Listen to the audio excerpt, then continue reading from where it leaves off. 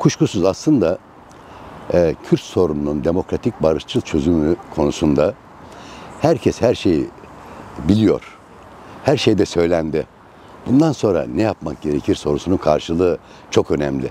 Nasıl olacak, ne yapılacak? Ki bence komisyona bir yasallık kazandırılması gerekiyordu ki bu bir eksiklik. O komisyona rapor verenler, görüş ve önerilerini götürenler, gerekse komisyon için bir yasallık kazandırılmalı, bir güvence oluşturulmalı. Şimdi ki AME'de, Diyarbakır'a da komisyonun gideceği söylenildi. Doğrusu o da önemli. Komisyon bence tanıklık etmeli.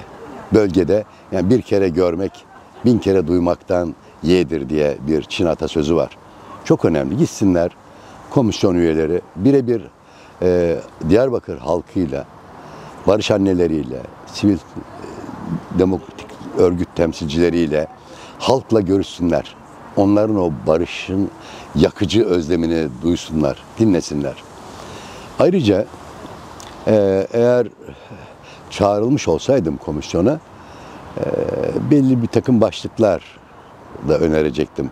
Örneğin bu sürecin açıklığı çok önemli, şeffaflığı, toplumun bu sürece dair bilgi edinme ve haber alma hakkının kullanılması yolunda eğer bu komisyon isteseydi bir barış kanalının açılması sağlanabilirdi. O barış kanalında kim ne demiş, kim ne önermiş ve barış bilinci ve barış kültürünün oluşmasında önemli bir katkı sağlayacaktı. Çünkü dünya örnekleri var. O dünya örneklerinin o kanal aracılığıyla Türkiye halklarına sunulması ve bu çatışmalı sürecin işte barışa evrilmesinin çok önemli belgeselleri var. Onlar o barış kanalında